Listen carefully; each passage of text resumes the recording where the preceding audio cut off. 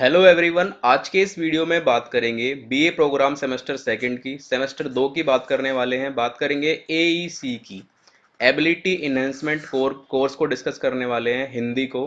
ठीक है, हिंदी औपचारिक लेखन। इसको आप हिंदी खा के नाम से या हिंदी बी के नाम से भी जानते हो। ठीक है, तो इसके कुछ मोस्ट इंपॉर्टेंट क्वेश्चंस डिस्कस करेंगे विद सॉल्यूशन, जो आने वाले एग्जाम में आपके लिए काफ़ी हेल्पफुल होंगे। तो वीडियो को ध्यान से देखिए और वीडियो को अंत तक देखिए। टेलीग्राम पे जाके आप इस ग्रुप को ज्वाइन कर लीजिए, एकलव्य स्नातक 1। यहाँ पर आपको लेक्चर की पीडीएफ मिल जाती है एज ए नोट्स, जो आपके लिए काफ़ी बेनिफिशियल होती है। इंस्टा पे आप मुझे फॉलो कर सकते हो। आपकी कोई क्वेरी है, कोई भी क्वेश्चन है, तो यहाँ पर आप मुझसे पूछ सकते हो। यूज़र नेम आपके सामने है। चलिए स्टार्ट करते हैं। सबसे पहले बात करते हैं कार्यालय हिंदी किसे कहते हैं। यह आम जन भाषा में बोली जाने वाली भाषा या बोली जाने वाली हिंदी से किस प्रकार भिन्न है। ठीक है, तो कार्यालय हिंदी क्या होती है और जो आम सामान्य जनता जो भाषा बोलती है किस प्रकार से भिन्न है, इसका आपको आंसर देना है। तो डिस्कस करते हैं आंसर को। कार्यालय हिंदी का अर्थ है वह हिंदी जिसका प्रयोग कार्यालयों में दैनिक कामकाज के लिए होता है। अर्थात इससे पता चलता है कि जो भी कार्यालयों में हिंदी का प्रयोग होता है उसे क्या कहते हैं, हम कार्यालय हिंदी कहते हैं। भारत के अंदर विभिन्न प्रकार के सरकारी कार्यालय होते हैं, जहाँ पर जिस भाषा का प्रयोग होता है वो कहलाती है कार्यालय हिंदी। ठीक है, यानी सरकारी कार्यालयों के अंदर जो हिंदी प्रयोग होती है उसे कहते हैं कार्यालय हिंदी।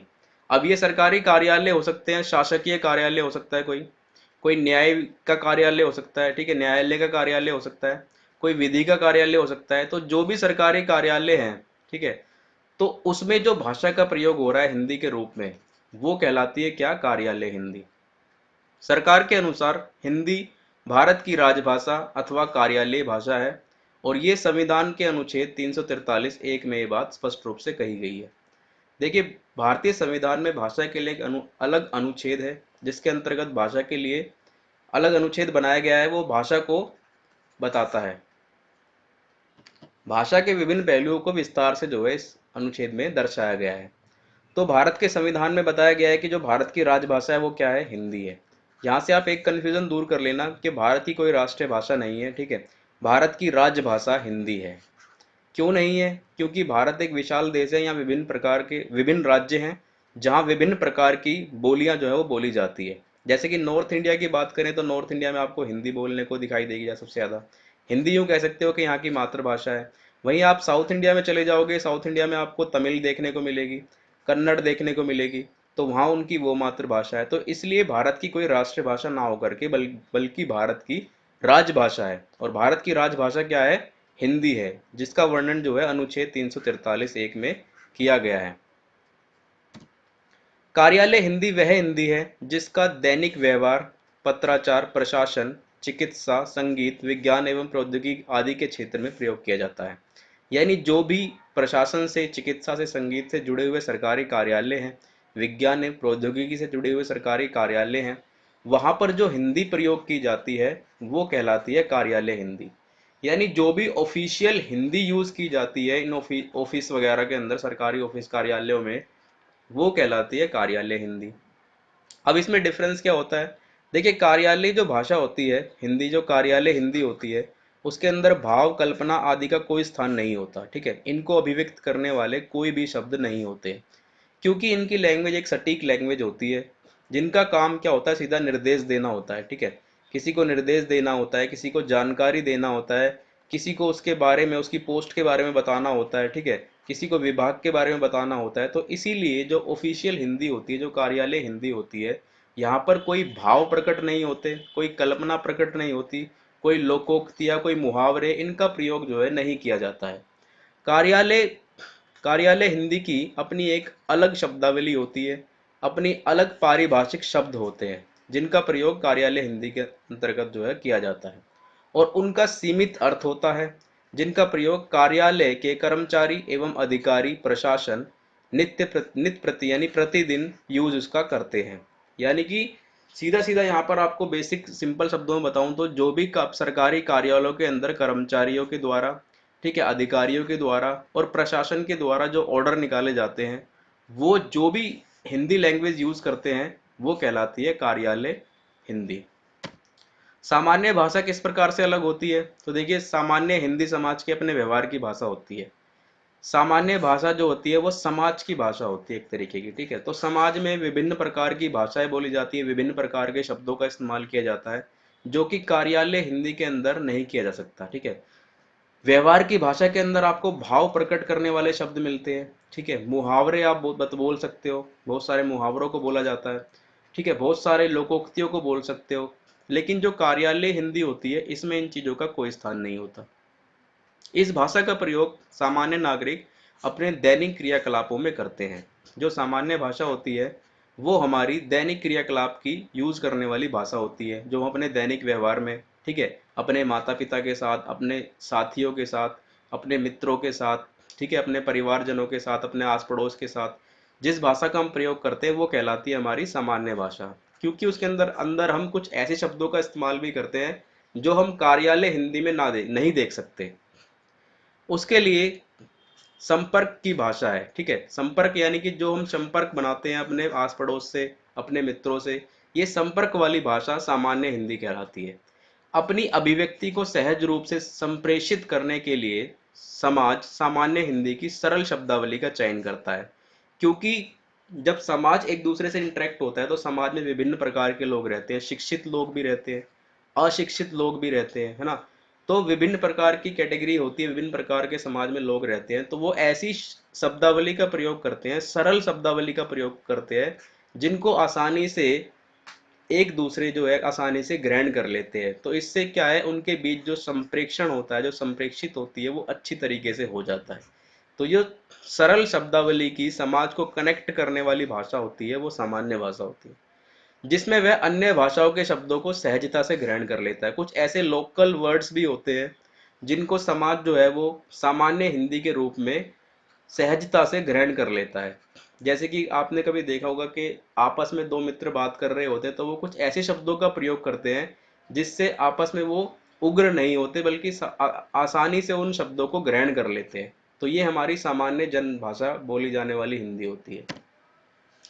सामान्य हिंदी में आम नागरिक अपने लोक मुहावरों, लोक के मुहावरों, लोकोक्तियों, ठीक है, व्यंजनों, व्यंजनात्मक आदि शब्दों का प्रयोग जो है वो करता है, ठीक है। सामान्य भाषा के अंदर लोग मुहावरों का प्रयोग कर लेते हैं, लोकोक्तियों का प्रयोग कर लेते हैं, लोकगीत का प्रयोग कर लेते हैं। तो कुछ भी जो है सामान्य भाषा के अंदर प्रयोग कर सकते हैं। सामान्य भाषा का, सामान्य हिंदी का जो क्षेत्र होता है वो अत्यंत व्यापक क्षेत्र होता है। सामान्य हिंदी और कार्यालय हिंदी में एक विशेष अंतर उसकी शब्दावली को लेकर भी है, ठीक है। इनकी शब्दावली बिल्कुल सटीक होती है, किसकी, कार्यालय हिंदी की। और जो सामान्य हिंदी होती है इसकी शब्दावली सरल होती है, ठीक है, और लचीली होती है। जहाँ कार्यालय हिंदी में पारिभाषित शब्दों का प्रयोग किया जाता है तो वहीं सामान्य हिंदी में इसका प्रयोग संभव नहीं है ना। क्योंकि कार्यालय हिंदी में कई बार क्या होता है, कुछ ऐसे शब्दों का प्रयोग किया जाता है कि उनको हम पारिभाषित करना होता है, ठीक है। तो पारिभाषित कर सकते हैं हम किसके अंदर, कार्यालय हिंदी में। परंतु सामान्य हिंदी में इन चीज़ों की आवश्यकता ही नहीं पड़ती। सामान्य हिंदी में उन्हीं शब्दावली का प्रयोग किया जाता है जो बिल्कुल सरल है, जिसको समाज का प्रत्येक व्यक्ति, चाहे वो शिक्षित हो, अशिक्षित हो, ठीक है, वो आसानी से उस शब्द को ग्रहण कर सकता है, आसानी से उस शब्द को समझ सकता है। तो ये कहलाती है हमारी सामान्य हिंदी। अब बात करते हैं व्यावसायिक हिंदी को परिभाषित कीजिए। अगला क्वेश्चन इसमें से बनता है व्यावसायिक हिंदी को परिभाषित कीजिए। तो देखिए, कार्यालय हिंदी की अपेक्षाकृत व्यावसायिक हिंदी का क्षेत्र अत्यंत व्यापक होता है। क्योंकि कार्यालय हिंदी जो होती है वो ज़्यादातर कार्यालय, जो सरकारी कार्यालय होते हैं उसके अंतर्गत ही उसका प्रयोग किया जाता है। लेकिन जो व्यावसायिक हिंदी होती है इसका प्रयोग, इसका जो क्षेत्र है वो अत्यंत व्यापक होता है। इसका प्रयोग बड़े लेवल पे जो है किया जाता है। इसका अभिप्राय रोजगार तथा जीवन के अभिप्रेरित लक्ष्यों से संबंध क्षेत्रों तथा राजनीति, कृषि, व्यापार, उद्योग, विधि, ज्योतिष, दर्शन, चिकित्सा, पत्रकारिता आदि क्षेत्रों के लिए चिंतन करने के लिए, मनन करने के लिए और अभिव्यक्त करने के लिए इस हिंदी का जो है वो प्रयोग किया जाता है। किसका, व्यवसायिक हिंदी का। सरकारी कार्यालयों के अतिरिक्त ऐसे संस्थानों के कार्यालयों में जिसका संबंध व्यवसायिक कार्यकलापों और व्यावसायिक कार्यकलापों से होता है उसे कहते हैं व्यावसायिक हिंदी, या उसे कहते हैं व्यावसायिक हिंदी का उपयोग ऐसी जगह पर होता है, ठीक है। सरकारी कार्यालयों के अतिरिक्त जो भी कार्यालय बचते हैं जहां पर व्यवसाय होता है, ठीक है, जहां पर व्यापार हो रहा है, जैसे कि मान लो कोई ऑफिस है, ठीक है, ऑफिस कौन सा, सरकारी नहीं, प्राइवेट कोई ऑफिस है प्राइवेट कंपनी का, तो वहां पर जो हिंदी प्रयोग की जा रही है वो व्यावसायिक हिंदी है। ठीक है। उद्योग जगत में प्रयोग की जा रही है वो व्यावसायिक हिंदी है। तो ये जो व्यावसायिक हिंदी है इसका क्षेत्र काफी व्यापक होता है कार्यालय हिंदी के, अगर इसको कंपेयर करें कार्यालय हिंदी से। तो मूल रूप से व्यावसायिक हिंदी का उपयोग, ठीक है, एक व्यवसायी द्वारा उसके व्यवसाय के हितों के आधार पर दूसरे व्यवसाय अथवा उसके व्यवसाय से संबंधित किसी व्यक्ति को पत्र लिखना आदि के अंतर्गत आता है। अर्थात एक व्यवसायी द्वारा जो भाषा प्रयोग की जाती है ना, एक व्यापारी द्वारा जो भाषा प्रयोग की जाती है वो क्या कहलाती है, वो व्यावसायिक हिंदी कहलाती है। इसके अंदर ये हो सकता है कि वो किसी दूसरे व्यवसायिक को पत्र लिख रहा हो, ठीक है, अपने माल के संबंध में कुछ पूछना चाह रहा हो, पूछताछ कर रहा हो लिखित रूप में, समय पर आदेश देना चाह रहा हो, समय पर कोई ऑर्डर करना हो उसे अपने माल का, ठीक है, खराब माल की शिकायत करनी हो, माल की प्राप्ति की सूचना भेजनी हो, माल के भुगतान अथवा बकाये से संबंधित लिखना हो, अपने माल का प्रचार करना आदि से संबंधित जो पत्र एक व्यवसायी द्वारा किसी अन्य को हिंदी भाषा में लिखा जाता है वो व्यावसायिक हिंदी के अंतर्गत आता है। बेसिकली व्यावसायिक हिंदी का क्या काम है, कोई व्यापारी है, कोई व्यवसायिक है, ठीक है, कोई उद्योग चलाने वाला व्यक्ति है, तो वो विभिन्न क्षेत्रों में अपने माल की शिकायत करनी हो, माल की प्राप्ति हो, ठीक है, खराब माल की शिकायत करनी हो, किसी भी मटेरियल के बारे में कोई पूछताछ करनी हो लिखित रूप में, ठीक है, माल का भुगतान हो लिखित रूप में, तो ये सभी, यदि इन सभी चीज़ों का प्रयोग वो पत्र के रूप में किसी व्यवसायिक से, किसी दूसरे फैक्ट्री वाले से तो वो करता है पत्र के माध्यम से, तो वो क्या कहलाती है, वो व्यावसायिक हिंदी कहलाती है। व्यावसायिक हिंदी का उद्देश्य व्यावसायिक संगठन द्वारा अपने व्यवसाय में वृद्धि करना, ठीक है, जो व्यावसायिक हिंदी का उद्देश्य होता है वो क्या होता है, व्यावसायिक संगठन द्वारा अपने व्यवसाय में, अपने उद्योग में वृद्धि करना, ग्राहकों में वृद्धि करना, अपनी साख को बढ़ाना, पुराने ग्राहकों में अपनी पुराने ग्राहकों में अपनी पैंठ को बनाए रखना, ठीक है, ग्राहकों की शिकायतों पर तुरंत ध्यान देना, ग्राहकों को नया बाजार ढूंढना, ऋण की वसूली करना, पारस्परिक मतभेदों को दूर करना, अपने संगठन तथा ग्राहकों के बीच समन्वय स्थापित करना। तो इन सभी चीज़ों में जो हिंदी यूज होती है वो व्यावसायिक हिंदी कहलाती है। ठीक है, तो यहाँ से आप क्लियरली समझ पा रहे होंगे कि व्यावसायिक हिंदी का क्या काम होता है। व्यावसायिक हिंदी बेसिकली व्यवसाय से जुड़ी हुई होती है, व्यापार से जुड़ी हुई हिंदी जो होती है वो व्यावसायिक हिंदी होती है। इसके अंतर्गत ग्राहकों से बातचीत करना हो सकता है, ठीक है, ग्राहकों के लिए कुछ भी चीज़ें जो है, कुछ भी ग्राहकों के लिए जो कुछ भी है, पत्र वगैरह जो लिखे जाते हैं वो सब कुछ हो सकता है इसके अंतर्गत। तो ये सभी कुछ क्या है, ये व्यावसायिक हिंदी के अंतर्गत आता है। अगली अगला क्वेश्चन डिस्कस करते हैं कि टिप्पणी लेखन की विधियों की विशेषताओं का विस्तार से वर्णन करो। टिप्पणी क्या होती है, सबसे पहले आपको ये समझना होगा। टिप्पणी क्या होती है, देखिए हिंदी में टिप्पण शब्द का प्रयोग अनेक अर्थों में किया जा रहा है। किसी विवरण को संक्षिप्त रूप से प्रस्तुत करना, ठीक है, कोई विवरण है उसको संक्षिप्त रूप से आपको प्रस्तुत करना है, ठीक है, ये टिप्पणी हो सकती है।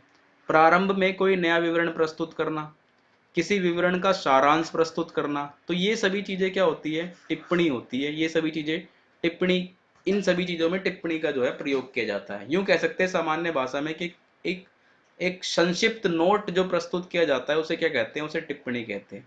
किसी भी विषय पर, जैसे मान लो आपको एग्जाम के अंदर ही देखने को मिलता है, 4 आपको टॉपिक दे दिए जाते हैं, ठीक है, और उस पर लिखा होता है क्वेश्चन के ऊपर के संक्षिप्त टिप्पणी लिखिए। तो उसका मतलब ये है कि आपको एक छोटा सा टॉपिक दे दिया जाएगा और उस छोटे से टॉपिक को आपको संक्षिप्त यानी कम शब्दों में सबसे ज्यादा आपको उसके बारे में बताना है। तो ये क्या कहलाती है, टिप्पण कहलाती है या टिप्पणी कहलाती है। ऐसा नोट प्रस्तुत करना जो अपने आप में पूर्ण हो तथा स्पष्ट हो, ठीक है, संक्षिप्त भी हो, पूर्ण भी हो और स्पष्ट भी हो, उस नोट को कहते हैं टिप्पण या टिप्पणी। स्मरण रखने के लिए कोई बात संक्षिप्त रूप में लिख लेने की क्रिया टिप्पणी कहलाती है, ठीक है। कुछ भी चीज याद रखने के लिए, कुछ भी चीज स्मरण करने के लिए कोई भी लिखित डॉक्यूमेंट्स अपने पास रख लेना, वो भी क्या कहलाता है, टिप्पणी कहलाता है।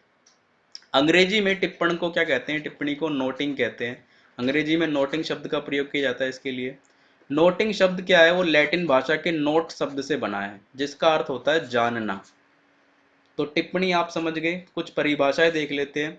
बृहद हिंदी शब्द सागर के अनुसार किसी अधिकारी के प्रस्ताव आदि के संबंध में अन्य अधिकारी सहायक द्वारा संक्षेप में प्रकट की गई राय, सुझाव, आपत्ति को टिप्पण कहा जाता है।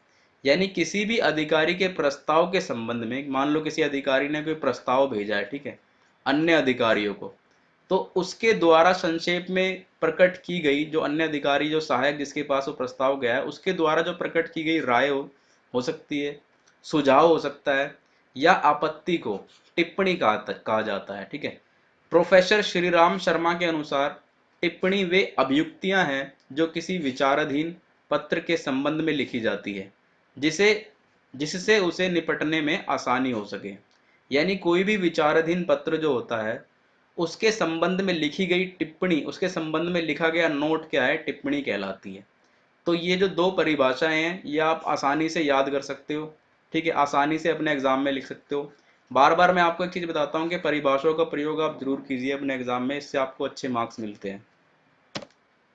टिप्पणी की विशेषताएं क्या होती है? देखिए, टिप्पणी की सबसे पहली विशेषता है संक्षिप्तता है, यानी कम शब्दों के अंदर आपको अधिक अधिक जानकारी देनी है, अधिक उसके बारे में बताना है। तो संक्षिप्तता जो है वो टिप्पणी का प्रथम उद्देश्य होता है, प्रथम विशेषता होती है इसकी। टिप्पणी संक्षेप में और प्रभावपूर्ण ढंग से प्रस्तुत करनी चाहिए, क्योंकि अधिकारी के पास बहुत ही विस्तृत टिप्पणी पढ़ने का समय नहीं होता।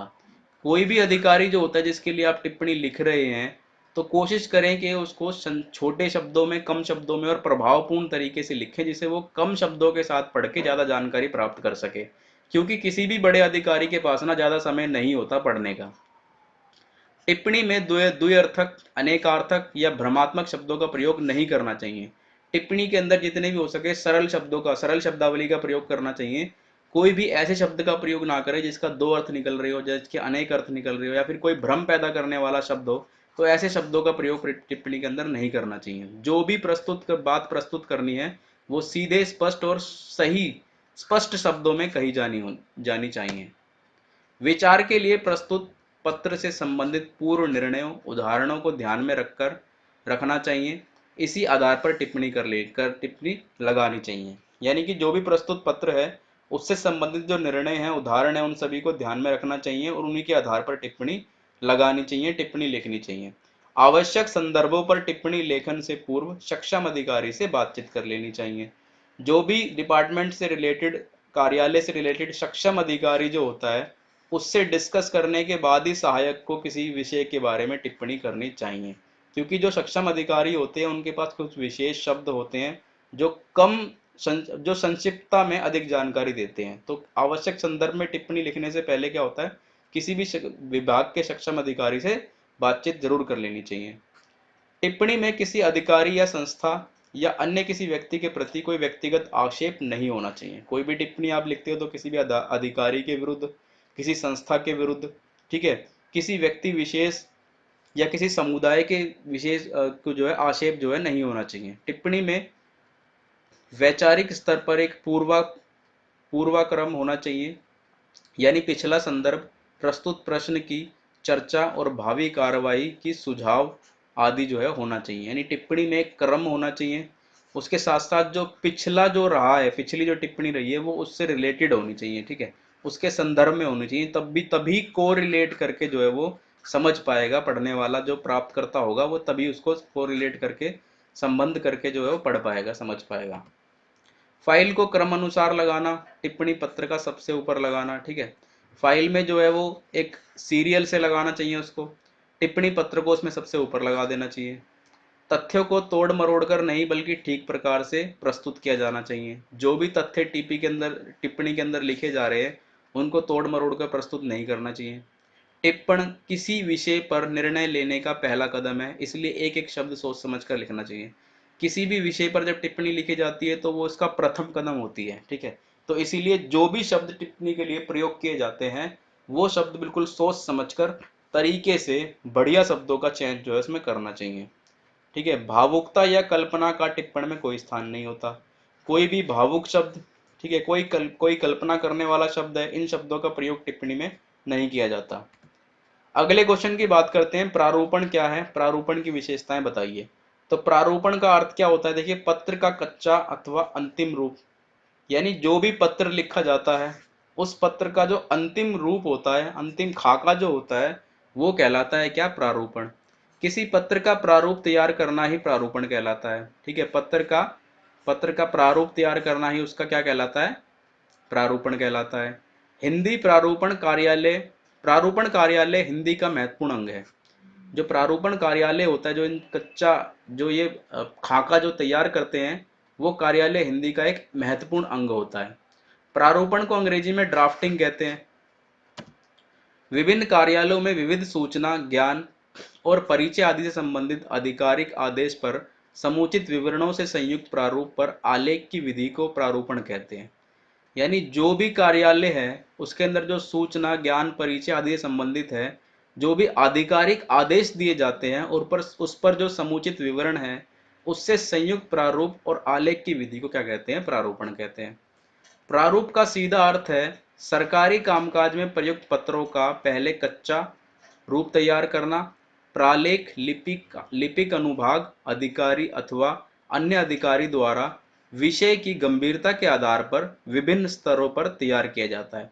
यानी कि जो भी सरकारी कामकाज के अंदर पत्रों को तैयार किया जाता है, तो उससे पहले क्या होता है? उसका कच्चा तैयार किया जाता है। ठीक है, कच्चा यूं कह सकते हो कि खाका तैयार करना। ठीक है, पहले प्रथम ये देख लेना भाई, इस प्रकार से पत्र को लिखा जाना है, इस प्रकार से उसकी लैंग्वेज होनी चाहिए, इस प्रकार से उसका जो डिजाइन होना चाहिए, इस प्रकार से पत्र की ड्राफ्टिंग होनी चाहिए। ये सब उसका क्या कहलाता है? प्रारूप कहलाता है। ज्यादातर जो इसका प्रयोग है वो सरकारी कार्यालयों के अंतर्गत किया जाता है। अब प्रारूपण की विशेषताएं होती है, क्या विशेषताएं होती है? देखिए, शुद्ध। सबसे पहली विशेषता होती है शुद्धता। प्रशासकीय प्रारूपण का सबसे बड़ा महत्व होता है शुद्धता। यानी कि जो भी आप प्रारूप तैयार कर रहे हो वो शुद्ध होना चाहिए, उसमें जो शब्दों का प्रयोग कर रहे हो वो शुद्ध होने चाहिए। ठीक है, चाहे पत्र के रूप में हो या ज्ञापन के रूप में हो, उसमें सामग्री प्रस्तुतिकरण का प्रयोग शुद्धता से होना चाहिए। जो भी आप सामग्री का प्रयोग कर रहे हो, जो भी आप शब्दों का प्रयोग कर रहे हो, उन सब की जो प्रस्तुति होती है वो शुद्ध होनी चाहिए। परिपूर्णता होना चाहिए। प्रशासकीय कर्मचारी का प्राय तबादला होता रहता है, अतः आवश्यक है कि जो भी पत्र लिखा जाए, यानी कि ये जो पत्र होते हैं ना, इसमें किसी का ट्रांसफर ऑर्डर हो सकता है, ठीक है, किसी की ज्वाइनिंग ऑर्डर हो सकता है, तो ये सभी क्या कहलाते हैं? ये प्रारूप पत्र कहलाते हैं। उसमें किसी प्रश्न की ना तो, जैसे मान लो फॉर एग्जाम्पल है यहाँ पे, परिपूर्णता का मतलब है यहाँ पर एग्जाम्पल दिया गया है, वो पूर्ण होना चाहिए। मान लो किसी कर्मचारी का तबादला हो रहा है, तो उसके अंदर स्पष्ट बातें होनी चाहिए। ऐसा ना हो किसी प्रश्न की कोई गुंजाइश रह जाए। ठीक है, उसमें किसी प्रश्न की ना तो गुंजाइश और ना ही किसी प्रकार की जानकारी के अतिरिक्त आवश्यकता जो है महसूस किया जाए। यानी कि ना तो कोई ऐसी जानकारी देनी चाहिए जो ऐसा लगे कि आवश्यकता से ज़्यादा है, और ना ही कुछ ऐसे प्रश्नों को उसके अंदर छोड़ दिया जाना चाहिए जिससे कि कन्फ्यूजन पैदा हो। तो स्पष्ट भाषा का जो है इसके अंदर प्रयोग किया जाना चाहिए, पूर्ण भाषा का इसके अंदर प्रयोग किया जाना चाहिए। इसीलिए परिपूर्णता प्रारूप की एक विशेषता है। संक्षिप्तता, ठीक है, ये भी प्रारूप की विशेषता है। अब संक्षिप्तता में क्या है? समय की अल्पता को ध्यान में रखते हुए जहां तक हो सके प्रारूप को छोटा होना चाहिए ताकि अधिकारी का अधिक समय बर्बाद ना हो। लेकिन इसके साथ साथ यह भी आवश्यक है कि पत्रोत्तर के सभी मुद्दों का उसमें समावेश हो। कोशिश ये करनी चाहिए कि जो भी पत्र बनाया जा रहा है वो संक्षिप्त हो, और संक्षिप्तता के साथ उसमें सभी जो मुद्दे हैं, उस पत्र में जो मुद्दे बताने हैं वो परिपूर्ण होने चाहिए। तो छोटा होना चाहिए, जो भी प्रारूप तैयार किया जाता है पत्र का वो छोटा होना चाहिए, क्योंकि जो बड़े अधिकारी होते हैं उनके पास ज़्यादा समय नहीं होता पढ़ने के लिए। उदाहरण, यदि पत्रोत्तर में किसी नियम अथवा किसी उच्चतर अधिकारी के आदेश को उद्धृत करना आवश्यक है, तो यथासंभव मूल शब्दों में ही उसका उल्लेख किया जाए। ठीक है, यानी कि जो भी पत्रोत्तर है उसमें किसी नियम या किसी उच्च अधिकारी के आदेश को उद्धृत करना है, तो मूल शब्दों का जो है प्रयोग करना चाहिए। विभाजन, प्रारूपण को मूल रूप से निम्नलिखित भागों में विभक्त किया जाता है। ठीक है, विभाजन यानी कि जो भी प्रारूप तैयार किया जाता है पत्र का, उसमें देखो क्या क्या विभाजन होता है। पहला, निर्देश, प्रकरण, वक्तव्य और निष्कर्ष। यानी एक तरीके से क्रम के अनुसार जो है पत्र को तैयार किया जाता है। यानी पहले निर्देश, उसके बाद उसका प्रकरण आ जाएगा, उसके बाद वक्तव्य आएगा, और लास्ट में क्या आता है? निष्कर्ष आता है। तो इस प्रकार से प्रारूप पत्र तैयार किया जाता है। संलग्न संलग्न संलग्न पत्र, ठीक है, अगर मूल पत्र के साथ, जो मूल पत्र है उसके साथ कुछ पत्र भेजना है, ठीक है, उसके साथ कुछ अटैच अलग डॉक्यूमेंट्स है वो देना है। अटैच डॉक्यूमेंट्स कह सकते हो आप इसको। आवश्यक हो तो पत्र के नीचे बाईं ओर उसकी सूचना दे देनी चाहिए। जैसे मान लो आपने एक मेन पत्र आपने बना दिया, उसके साथ आपको एक डॉक्यूमेंट्स भी देना है, तो जो जो पत्र है उसके नीचे बाईं तरफ उसकी सूचना के उसके बारे में जो है वो बता देना चाहिए कि भाई पीछे जो है ये वाले डॉक्यूमेंट्स भी इसके साथ अटैच है। ठीक है। भाषा, किसी भी प्रारूपण या आलेखन में भाषा का प्रयोग बड़ा महत्व होता है। शासकीय पत्रों की भाषा एवं साहित्यिक भाषा की प्रकृति अलग होती है ना। भाषा जो होती है उसका बिल्कुल स्पष्ट और सीधा प्रयोग किया जाता है। इसके अंदर किसी भी प्रकार के भावात्मक शब्दों का, लोकोक्तियों का प्रयोग जो है वो नहीं किया जाता है। तो जो साहित्यिक भाषा है उसकी प्रकृति अलग होती है, शासकीय भाषा की जो प्रकृति होती है वो अलग होती है। शैली का ध्यान रखा जाता है इसके अंदर। प्रारूपण अथवा मसौदा लिखने के लिए एक विशिष्ट शैली होती है जिसका अनुपालन आवश्यक होता है। कुछ चीज़ों का कुछ नियम होते हैं, ठीक है, कुछ कायदे होते हैं पत्र लिखने के, तो उनके हिसाब से ही उस शैली का प्रयोग किया जाता है। उसके बाद है वाक्य। प्रारूपण में लंबे लंबे वाक्यों का प्रयोग से बचना चाहिए, या लंबे वाक्यों का प्रयोग जो है वो नहीं करना चाहिए, क्योंकि लंबे वाक्यों के प्रयोग से प्रारूपण का जो खाका होता है वो खराब हो सकता है। इसीलिए कोशिश करनी चाहिए कि संक्षिप्त वाक्यों का प्रयोग प्रारूपण के अंदर किया जाए। अगले क्वेश्चन की बात करते हैं, प्रतिवेदन से क्या अभिप्राय है। प्रतिवेदन तैयार करते समय किन बातों को ध्यान में रखना चाहिए। सबसे पहले प्रतिवेदन समझिए। प्रतिवेदन को इंग्लिश में कहते हैं रिपोर्ट। ठीक है। किसी भी विषय के ऊपर रिपोर्ट बनाना प्रतिवेदन कहलाता है। हिंदी में प्रतिवेदन कहते हैं, इंग्लिश में कहते हैं रिपोर्ट। किसी प्रकरण, ठीक है, किसी घटना, किसी कार्य की योजना आदि के बारे में स्पष्ट देखकर या छानबीन करके जो लिखित रूप में परिपूर्ण विवरण तैयार किया जाता है उसे कहते हैं प्रतिवेदन। यानी मान लो किसी घटना के बारे में, ठीक है, किसी प्रकरण के बारे में, किसी कार्य योजना के बारे में देख करके, छानबीन करके जो रिपोर्ट तैयार तैयार की जाती है उसे क्या कहते हैं, प्रतिवेदन। जो कि ज़्यादातर आप देखते हो न्यूज़ के अंदर आपको देखने को मिलेंगे। ठीक है। न्यूज़ में आपको कोई रिपोर्ट दिखाई जाती है तो उसे क्या कहते हैं, प्रतिवेदन कहते हैं। तो वो क्या करते हैं, पहले देखते हैं, जाके छानबीन करते हैं, फिर उस पर एक लिखित रिपोर्ट बनाते हैं और फिर जो है जनता के सामने प्रस्तुत करते हैं। प्रतिवेदन विशेष कार्य की जानकारी देता है। जो रिपोर्ट होती है वो विशेष कार्य की जानकारी देता है। साथ ही विभिन्न सुझाव और साथ ही संतोषजनक जवाब देना भी प्रतिवेदन यानी रिपोर्ट का कार्य होता है। ठीक है। तो न्यूज़ में आप जब भी कोई रिपोर्ट देखते हो तो उसके साथ साथ आपको सुझाव भी बताया जाता है कि भाई ऐसा नहीं करा जाता था तो ऐसा कर लेना चाहिए था। ठीक है। और संतोषजनक जवाब भी उसके अंतर्गत दिया जाता है। प्रतिवेदन तैयार करते समय हमें क्या किन चीज़ों का ध्यान रखना चाहिए। जब भी आप कोई रिपोर्ट तैयार करते हो तो क्या ध्यान रखना चाहिए। तो प्रतिवेदन हमेशा संक्षिप्त होना चाहिए। जितना हो सके छोटी रिपोर्ट तैयार करें। ठीक है। कम शब्दों की रिपोर्ट तैयार करें, संक्षिप्त होनी चाहिए। प्रतिवेदन का शीर्षक स्पष्ट होना चाहिए, शिष्ट होना चाहिए। जो जो रिपोर्ट आप तैयार कर रहे हो उसका टाइटल जो है वो स्पष्ट होना चाहिए, पता होना चाहिए कि भाई इस टाइटल, ये टाइटल है और ये रिपोर्ट है, इसके बारे में है। प्रतिवेदन की भाषा सरल होनी चाहिए, साफ होनी चाहिए, जो जिससे कि आमजन अच्छे से समझ पाए। शीर्षक ऐसा होना चाहिए जो मुख्य विषय को रेखांकित करता हो। जो टाइटल आप रख रहे हो प्रतिवेदन का वो ऐसा हो कि जो अंतर का विषय है उसको वो रेखांकित करता हो। घटना, प्रकरण आदि जो भी हुआ हो उसकी तिथि, समय, सूचना दे देनी चाहिए। यानी जिस भी घटना के ऊपर रिपोर्ट तैयार की जा रही है, जैसे मान लो भी रेल एक्सीडेंट हुआ था, ठीक है, तो उसके ऊपर मान लो कोई रिपोर्ट तैयार की जा रही है तो उसमें जो है स्पष्ट रूप से बताना चाहिए भाई इस तारीख को, इस दिन, इस समय जो है ये घटना घटी थी। तभी जो है रिपोर्ट जो है वो प्रतिवेदन जो है वो आकर्षित बनता है। व्याख्या सही क्रम में होनी चाहिए।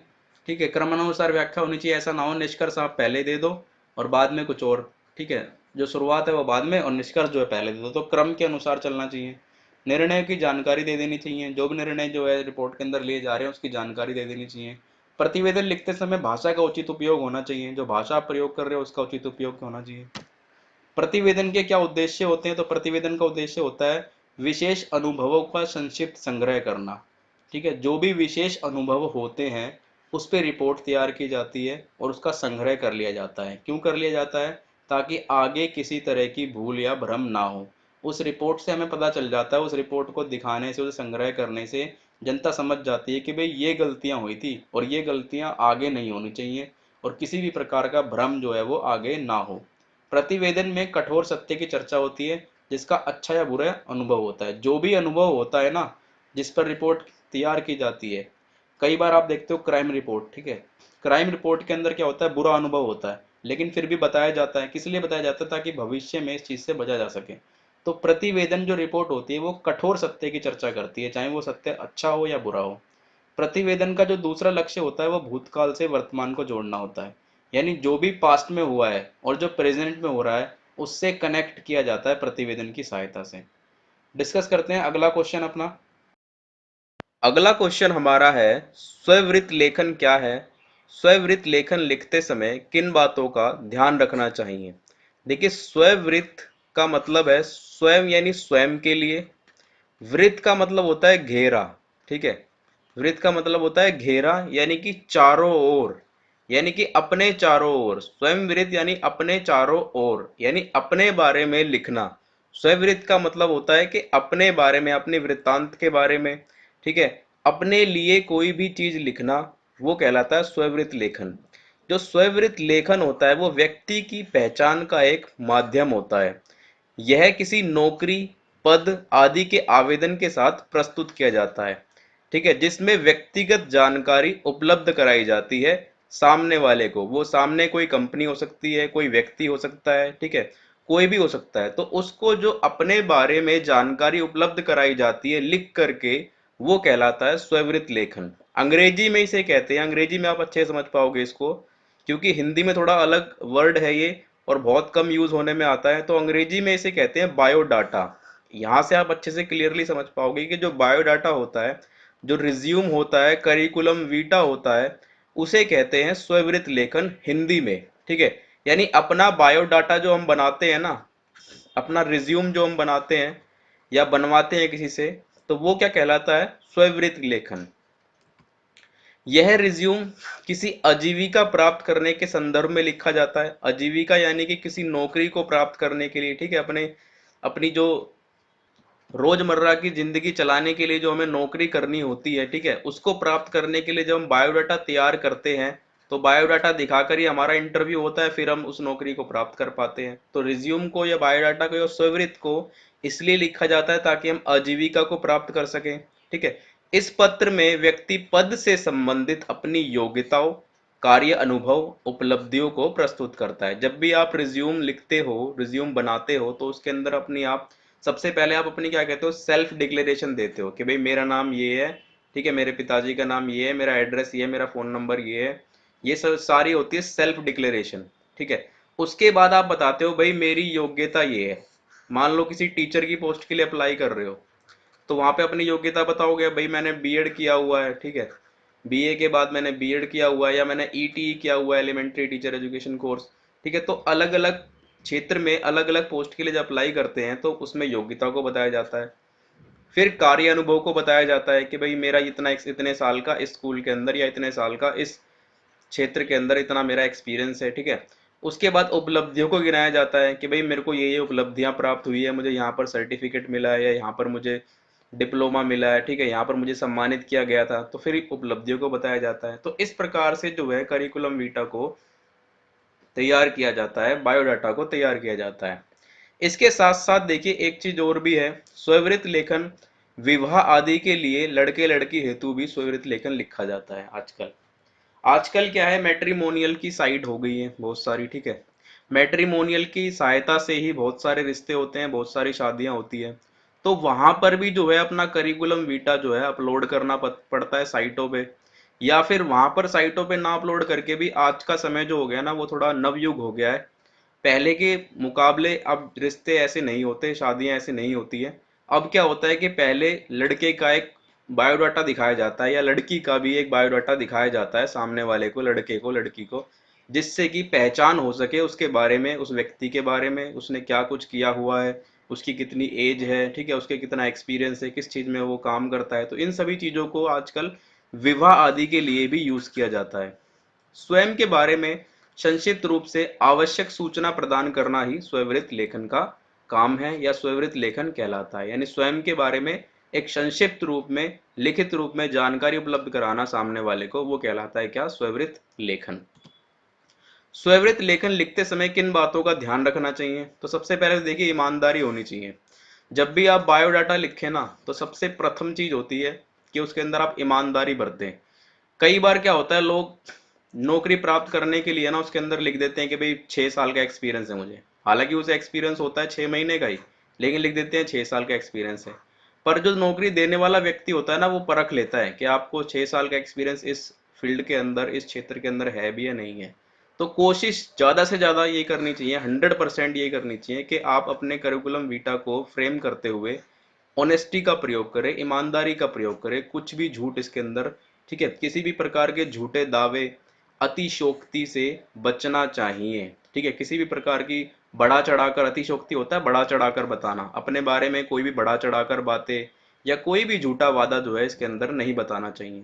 बड़ा चढ़ाकर ज्यादातर आपने देखा होगा जो मैट्रिमोनियल होते हैं ना, उसके अंदर आपको ये चीजें देखने को मिलती है कि उसके अंदर जो लड़का या लड़की होती है वो बड़ा चढ़ाकर बातों को प्रस्तुत करते हैं ताकि अच्छा रिश्ता जिससे मिल सके, लेकिन ये गलत चीज होती है, इसको कभी इस्तेमाल नहीं करना चाहिए। स्ववृत्त का आकार अति संक्षिप्त अथवा जरूरत से ज्यादा लंबा नहीं होना चाहिए। कोशिश ये करनी चाहिए कि जब भी आप बायोडाटा बना रहे हो वो संक्षिप्त होना चाहिए। ठीक है, एक पेज के अंदर यानी 12-15 से लाइनों में वो आ जाना चाहिए, इससे ज्यादा नहीं होना चाहिए, लंबा नहीं होना चाहिए। साफ सुथरे ढंग से लिखा होना चाहिए। ठीक है, कोशिश ये होनी चाहिए कि कंप्यूटर द्वारा मुद्रित हो, यानी कंप्यूटर की सहायता से बनाया गया हो तो वो साफ सुथरा और ज्यादा अच्छा लग, देखने में अच्छा लगे। ठीक है, इस तरीके से फ्रेम हो कि वो सामने वाले को ऐसा लगे कि बढ़िया सुंदर लेखन है और देखने में वो आकर्षित लगना चाहिए। स्ववृत्त में सूचनाओं को अनुशासित क्रम में लिखना चाहिए। जो भी आप सूचना दे रहे हो उनका एक क्रम होना चाहिए। ऐसा ना हो कि आप सेल्फ डिक्लेरेशन लास्ट में दे रहे हो, स्टार्टिंग में आपने बता दिया अपने कार्य अनुभव को, बाद में अपनी योग्यता को बता रहे हो, तो ऐसा नहीं होना चाहिए।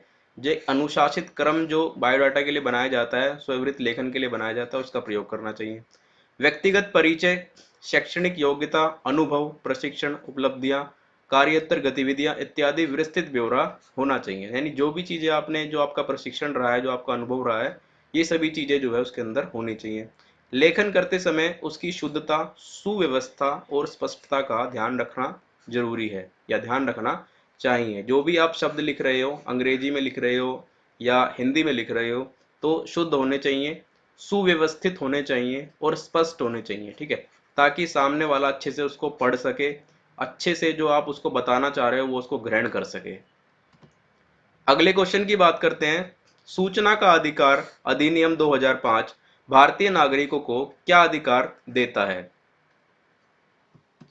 भारत सरकार ने सूचना की स्वतंत्रता अधिनियम की जगह सूचना का अधिकार अधिनियम 2005 ये अधिनियम जो है पारित किया। ठीक है, इसके अंतर्गत क्या होता है, किसी भी सार्वजनिक प्राधिकरण यानी कोई भी सार्वजनिक सरकारी कार्यालय जो है के कामकाज में पारदर्शिता लाना और जवाबदेही को बढ़ावा देने के लिए इस अधिनियम को बनाया गया था।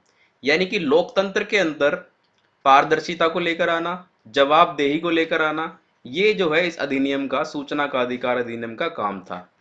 अंग्रेजी में इसे कहते हैं आरटीआई। ठीक है, right to information act. Right to information act 2005, इसका बेसिकली मेन काम ये होता है कि जो भी सरकारी कार्यालय है उसके अंतर्गत जनता की भागीदारी को बढ़ाना, जो भी कार्य काम जो है चल रहा है सरकारी कार्यालय के अंतर्गत, उससे जुड़ी हुई कोई भी जानकारी जो है वो जनता अच्छे से प्राप्त कर पाए। वो जनता का अधिकार है कि कोई भी सूचना उस विभाग से संबंधित जनता जो है वो प्राप्त कर सकती है। तो सरकारी कामकाज करने वाले व्यक्तियों के लिए एक जवाबदेही को बढ़ावा देने वाली जो अधिनियम था वो था सूचना का अधिकार, आरटीआई 2005। यह अधिनियम नागरिकों को सामान्य प्रकृति की सूचना प्राप्त करने का अधिकार प्रदान करता है। यानी जो भी कार्यकारिणी जो चलती है विभाग के अंदर, सरकारी कार्यालयों के अंदर, उससे संबंधित जो सामान्य सूचना होती है उसको प्राप्त करने का अधिकार प्रदान करता है किसको? नागरिकों को।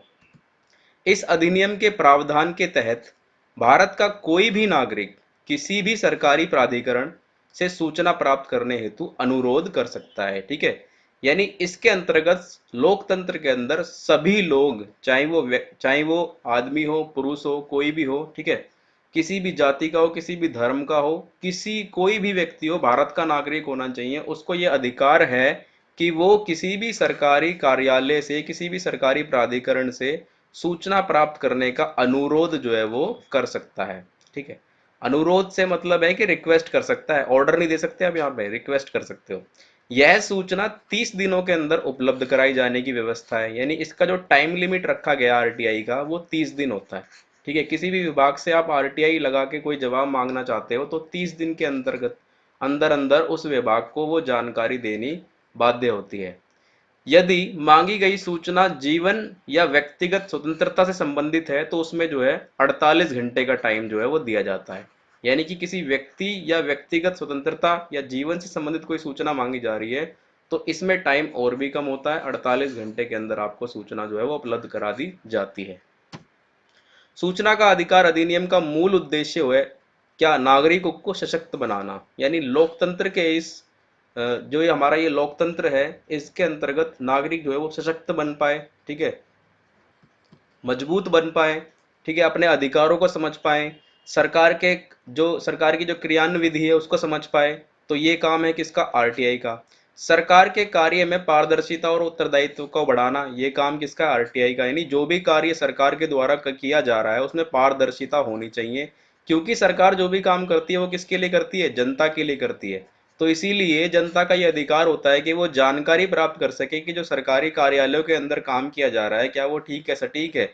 तो जनता अपने हिसाब से जो उसको सूचना चाहिए सरकारी विभाग से वो प्राप्त कर सकती है। इसे कहते हैं पारदर्शिता। उत्तरदायित्व को बढ़ाना, यानी जो भी काम करने वाले व्यक्ति है, जो भी कर्मचारी है, ठीक है, उस विभाग सरकारी विभागों के अंदर वो उत्तरदायी होते हैं अपने कार्य के प्रति, है ना। तो उनके उत्तरदायित्व को बढ़ाना भी किसका काम था, आरटीआई का काम था। भ्रष्टाचार को नियंत्रित करना, देखिए विभिन्न विभागों के अंदर ना बड़े बड़े लेवल पे या बड़े या छोटे लेवल पे भी भ्रष्टाचार होता है, ठीक है। तो इस भ्रष्टाचार को रोकने के लिए ही आरटीआई का निर्माण किया गया था। आरटीआई की सहायता से आप किसी भी विभाग से किसी भी प्रकार की, चाहे वो आय से संबंधित हो, व्यय से संबंधित हो, जानकारी आप प्राप्त कर सकते हैं, जिससे क्या होता है, भ्रष्टाचार को कंट्रोल किया जा सकता है। इसका मेन काम यही था कि भ्रष्टाचार को कंट्रोल करने के लिए एक ऐसे अधिनियम को पारित किया जाए, एक ऐसी व्यवस्था को लाया जाए जिसमें जनता जो है वो डायरेक्ट शामिल हो सके सरकार के सरकार के जो विभाग है उनमें जो काम हो रहे हैं उसके अंतर्गत। तो मेन काम क्या था आरटीआई का, भ्रष्टाचार को नियंत्रित करना और वास्तविक अर्थों में हमारे लोकतंत्र को लोगों के लिए मजबूत बनाना भी आरटीआई का ही काम है। इससे क्या होता है, आरटीआई से जो हमारा लोकतंत्र है वो तो मजबूत बनता ही है, ठीक है, उसके साथ साथ लोकतंत्र के अंदर रहने वाले जो लोग हैं वो भी मजबूत बनते हैं, वो अपने अधिकारों को समझ पाते हैं, ठीक है, सरकार की जो नीतियां हैं उसको समझ पाते हैं, सरकार के विभाग से विभिन्न प्रकार की जानकारियों को प्राप्त कर सकते हैं। तो ये सारी चीजें जो आरटीआई प्रदान करता है। यह कानून नागरिकों को सरकार की गतिविधियों के बारे में जानकारी देने के लिए एक बड़ा कदम है, ठीक है। इसको एक बहुत महत्वपूर्ण, अहम और एक बड़ा कदम माना जाता है लोकतंत्र के लिए, ठीक है। लोकतंत्र में रह रहे लोगों के लिए ये एक बहुत बड़ा कदम था, जो सरकारी गतिविधियों के बारे में जानकारी आम जन तक पहुंचाने के लिए उत्तरदायित्व है। इसके अंतर्गत क्या क्या, देखिए संवैधानिक निकाय, जितने भी सरकारी ऑफिस हैं, ठीक है, सारे इसके अंतर्गत आते हैं। संसद, राज्य विधानसभा के अधिनियम द्वारा गठित संस्थान, निकाय, ये सभी जो हैं वो इसके अंतर्गत शामिल होते हैं और इन सभी से आप आरटीआई लगाकर जो जानकारी आप हासिल करना चाहते हैं वो आप हासिल कर सकते हैं। अगले क्वेश्चन की बात करते हैं, कार्यालय पत्र और सामान्य पत्र में क्या अंतर होता है। देखिए पत्र के माध्यम से व्यक्ति दूर रहते हुए भी अपने विचारों को अभिव्यक्त कर लेता है। यानी पत्र क्या है, अपने विचारों को अभिव्यक्त करने का एक साधन है, ठीक है। कई बार ऐसा होता है कि हम फेस टू फेस बात ना करके पत्र के माध्यम से बात करना पसंद करते हैं। कई बार संकोच करते हैं कि आमने सामने बात ना नहीं हो पाती है या आमने सामने बात करने का कॉन्फिडेंस नहीं होता, तो फिर क्या होता है, पत्र का इस्तेमाल किया जाता है। और ज्यादातर सरकारी कार्यालयों में तो आपको पता होगा पत्रों का ही इस्तेमाल किया जाता है, ठीक है। इसके माध्यम से ही किसी को जानकारी देनी है, किसी के स्थानांतरण की जानकारी देनी है, किसी को उसके पोस्ट के बारे में जानकारी देनी है, किसी को कुछ भी जानकारी या ऑर्डर देना है तो पत्र का प्रयोग जो है सरकारी कार्यालयों में किया जाता है। कई बार जो बात फोन पर या प्रत्यक्ष रूप से नहीं कही जा सकती वो हम पत्र द्वारा सहज रूप से अभिव्यक्त कर सकते हैं। देखिए पत्र के अंतर्गत क्या होता है, हमारी जो शब्दावली होती है ना, जिन शब्दों का हम प्रयोग करते हैं वो शब्द विशेष महत्व रखते हैं। कई बार ऐसा होता है जो शब्द हम बोल रहे हैं ना वो इतना इम्पैक्ट नहीं डालते, बल्कि जो शब्द हम लिख रहे हैं वो अधिक इम्पैक्ट, अधिक प्रभाव डालते हैं। तो क्या होता है, कई बार हम फोन पे प्रत्यक्ष रूप से अपनी बातों को ना रख के पत्र के माध्यम से सहज रूप से अच्छे तरीके से अभिव्यक्त कर सकते हैं। कार्यालय पत्र क्या होता है? देखिए, वे पत्र होते हैं जो कार्यालय या व्यवसाय के कुशल कार्य संचालन हेतु लिखे जाते हैं। यानी कि जो पत्र कार्यालय, व्यवसाय वगैरह में उसके कुशल संचालन के लिए, ठीक है, हो सकता है उसमें क्या हो सकता है, कोई अधिकारी अपने नीचे वाले अधिकारी को कोई बात जानकारी दे रहा हो, ठीक है, या कोई संस्था दूसरी संस्था को कुछ जानकारी देने चाह रही हो, उसके बारे में कुछ बताना चाह रही हो, तो ये सभी कार्यालय पत्र होते हैं। ये पत्र कार्यालय में सामान्यतः एक उच्च अधिकारी द्वारा अपने अधीनस्थ को अथवा अधीनस्थ द्वारा उच्च अधिकारी को लिखे जाते हैं। यानी कि ये जो कार्यालय पत्र होते हैं ये एक विभागीय कार्यवाही होती है। यानी इस विभाग में जो ऊंची पोस्ट पर बैठा है वो अपने नीची पोस्ट वालों को पत्र लिखता है, और नीची पोस्ट वाले जो होते हैं वो अपनी ऊंची पोस्ट वालों को जवाबदेही होती है पत्र के माध्यम से। तो ये प्रक्रिया या इस प्रक्रिया को जो यूज किया जाता है ये कहलाते हैं कार्यालय पत्र। अब ये जो पत्र होते हैं ये कार्यालय आदेश हो सकते हैं, जो भी कार्यालय आदेश निकाले जाते हैं, ठीक है, विभिन्न क्षेत्र में कार्यालय आदेश निकलते हैं, जनता के लिए भी कार्यालय आदेश होते हैं, ठीक है, कर्मचारियों के लिए भी कार्यालय आदेश होते हैं। तो विभिन्न प्रकार के जो आदेश निकाले जाते हैं कार्यालय द्वारा वो कार्यालय आदेश है। निविदिता सूचनाएं, निविदा सूचना क्या होती है? इसे कहते हैं, जैसे मान लो कोई कॉन्ट्रैक्ट, ठीक है, निकाला जा रहा है, तो उस कॉन्ट्रैक्ट को निकालने से पहले एक सूचना देनी होती है जनता को, या जो भी ठेकेदार, जो भी कॉन्ट्रैक्टर काम करना चाहता है, ठीक है, तो उसको ये सूचना देने के लिए ये पत्र निकाले जाते हैं। अर्ध सरकारी पत्र होते हैं। ये अर्ध सरकारी पत्र यानी सरकार से संबंधित कोई जो जानकारी उपलब्ध कराना है, या फिर जो भी जानकारी उपलब्ध कराई गई थी उसके बारे में सूचना देनी है कि भाई पहले ये वाली जानकारी उपलब्ध। स्मरण पत्र हो सकते हैं याद दिलाने के लिए, ठीक है, जैसे मान लो पहले आप 2 पत्र लिख चुके हो और सरकार ने कोई एक्शन नहीं लिया, तो उसके उपलक्ष्य में आप एक और पत्र लिखते हो याद दिलाने के लिए कि भाई हमने जो है आपको पत्र लिखा था और आप उस पत्र का अभी तक कोई जवाब नहीं आया। तो ये स्मरण पत्र होते हैं। अधिसूचना होती है। अधिसूचना आप अखबार में देखते हो किसी भी पोस्ट से संबंधित, ठीक है, किसी भी नौकरी से संबंधित या फिर किसी भी राज्य से संबंधित जो अधिसूचना जारी की जाती है वो अधिसूचना हो सकती है। ये सारे का क्या है, परिपत्र होता है। प्रेस विज्ञप्ति होती है। प्रेस विज्ञप्ति क्या होती है? जो समाचार पत्र के माध्यम से प्रेस की जाती है, ठीक है। तो ये सभी चीजें क्या है? ये सभी चीजें कार्यालय पत्र के अंतर्गत आती है। कार्यालय पत्रों का संचालन चूंकि कार्यालय पत्रावली द्वारा होता है, अतः इन पत्रों में पत्र क्रमांक का उल्लेख किया जाना आवश्यक है। पत्र क्रमांक का उल्लेख पत्र में सबसे ऊपर किया जाता है। देखिए, मेन चीज इसके अंदर क्या होती है, कभी भी आपने कोई कार्यालय आदेश देखा होगा ना, तो उसके अंदर एक क्रमांक होता है।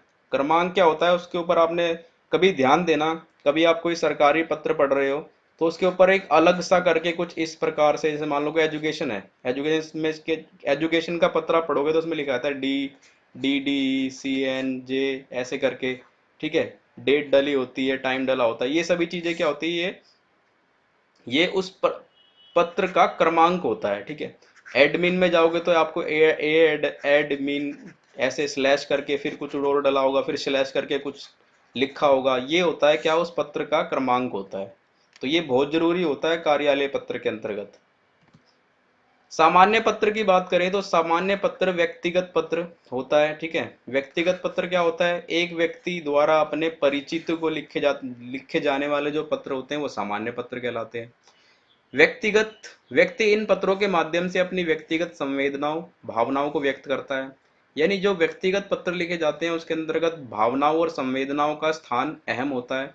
किसी भी दैनंदिनी कार्य, शुभ कार्य कह सकते हो आप, शुभ अवसर कह सकते हो, शोक सूचना कह सकते हो, बधाई कह सकते हो, निमंत्रण पत्र कह सकते हो, ये सभी किसके अंतर्गत आते हैं? ये सामान्य पत्र के अंतर्गत आते हैं, ठीक है।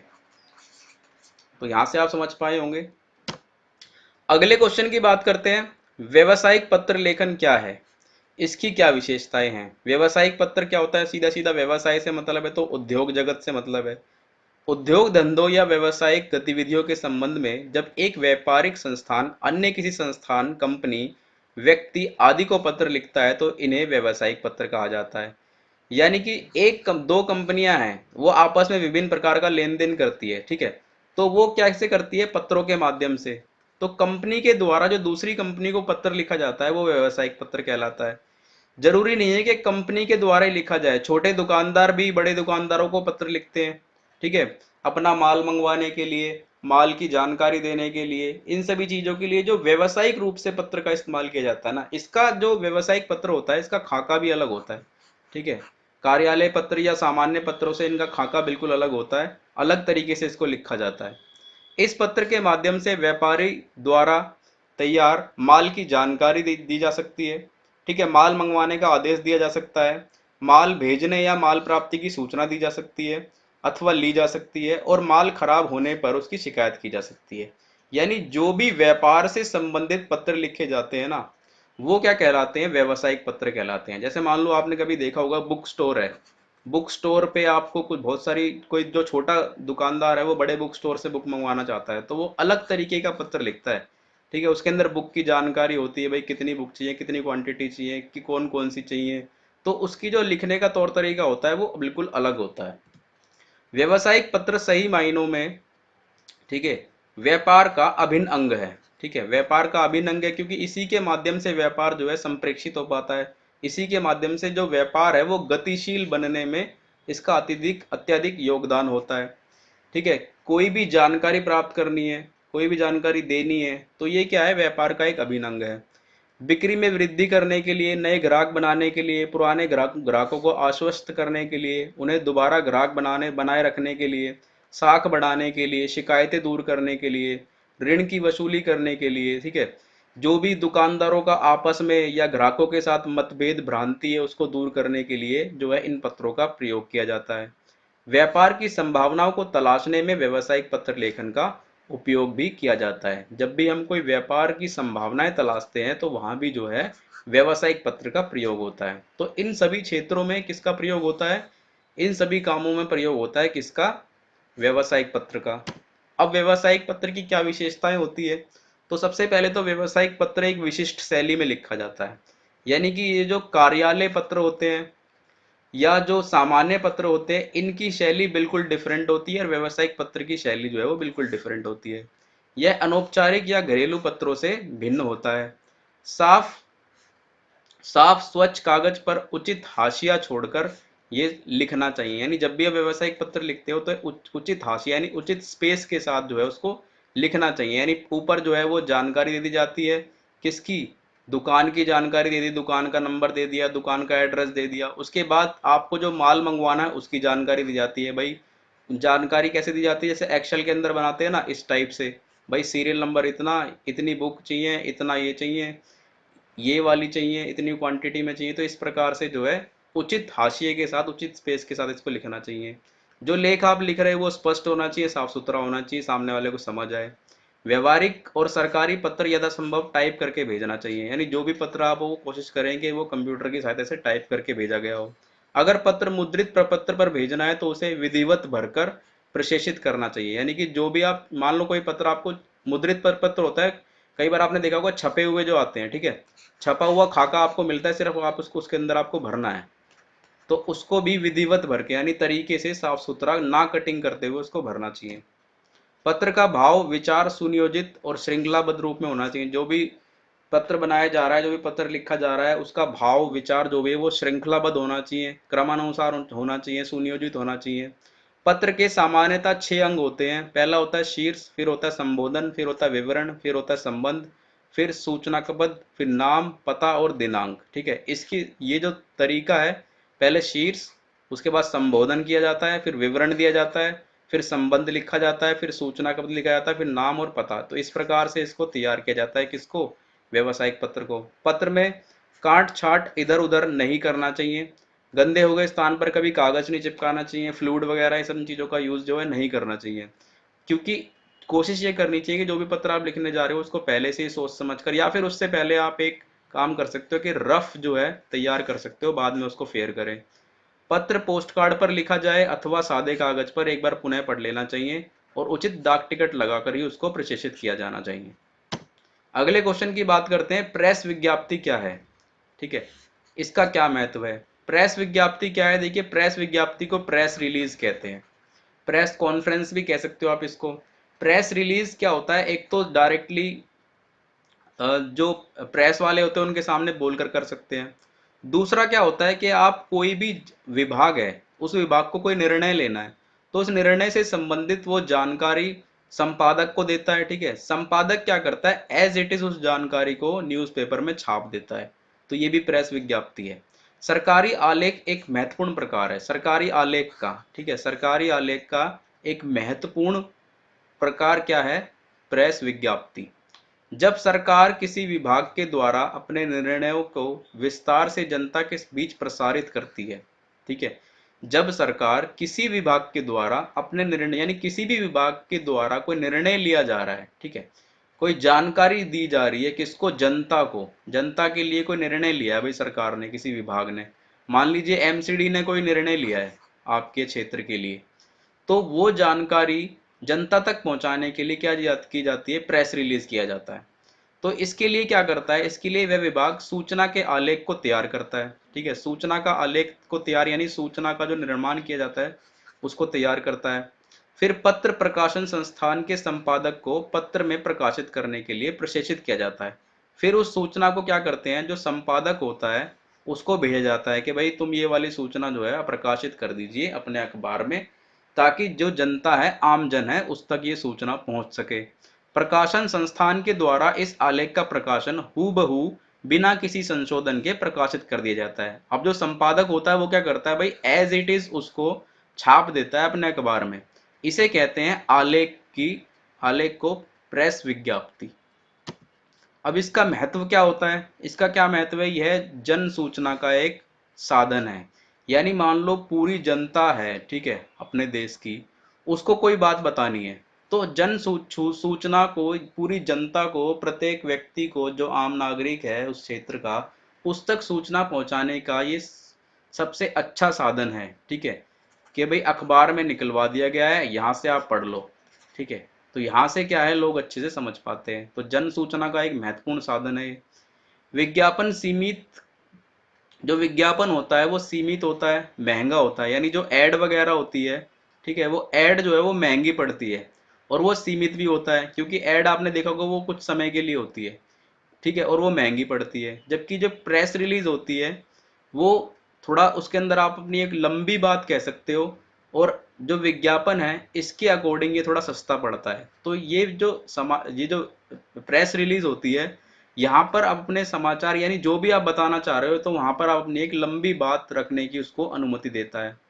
यह गलत सूचना को दूर करने में मदद करता है। जो भी गलत सूचना समाज के अंदर फैली हुई है उसको जो है दूर करने के लिए इसका इस्तेमाल किया जा सकता है। सरकारी विभागों के लिए एक आसान साधन है ये। ठीक है, अपनी बात को जनता तक पहुंचाने के लिए एक आसान और एक सस्ता साधन आप कह सकते हो, ये है क्या, प्रेस विज्ञप्ति, जिससे जनता तक कोई भी सूचना जो है वो आसानी से पहुंचाई जा सकती है। तो यहाँ पर हमने डिस्कस किए हिंदी बी के, ठीक है, हिंदी लेखन, हिंदी औपचारिक लेखन, हिंदी बी के हमने टॉप 10 क्वेश्चन को डिस्कस कर लिया है। और ये तो टॉप 10 क्वेश्चन है, ये पूरी बुक में से प्रत्येक चैप्टर से प्रत्येक क्वेश्चन को लिया गया है। तो आप वीडियो आपको पसंद आई तो लाइक कीजिए, कमेंट कीजिए और शेयर कीजिए। धन्यवाद।